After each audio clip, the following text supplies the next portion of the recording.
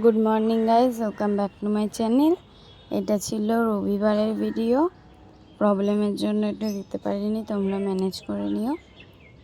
আর দেখো আমার বোনু কাঁদছে, সকাল সকাল দিদান মেরে গেছে গিয়ে। আমার দাদা এটা কিসের গুঁড়ো বানিয়েছে জানি না, ওটা খেয়ে নিলাম। ওটা খেলে নাকি পেট পরিষ্কার হয়। তারপরে মাম্মাম করছিল হচ্ছে মটন, তো ওটাই খাবো। আর এখন মাম্মামের কাছে পকাতে যাচ্ছি, যদি দেয় এক পিস জিজ্ঞেস করছিলাম। মাম্মা তারপরে দিয়েই দিল, আমি চেয়েছি বলে। হেব্বি হয়েছিল, দেখো কষাটা খেয়ে নিলাম। তারপরে মাম্মাম জল দিয়ে নামিয়ে দিয়েছে। ও হেব্বি লাগছে। ভিডিও করছি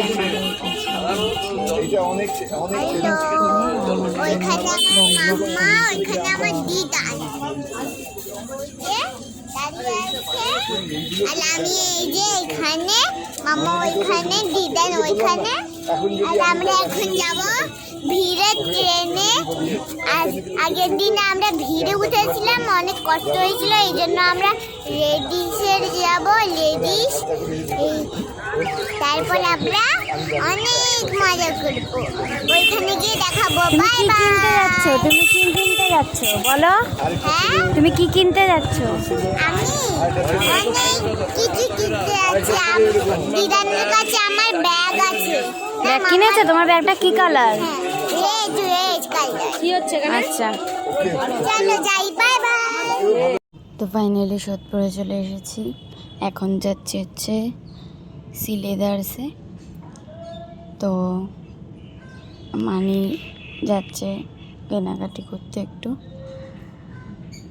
তারপরে সিলেদার্স থেকে এসে স্টেশনের সামনেই একটা এরকম জুসের দোকান আছে, ওখানে দাঁড়িয়ে গেছিলাম। তারপরে মার্কেটের ভেতরে এসে মোমোর দোকানে দাঁড়িয়ে গেছিলাম মোমো খাবো বলে।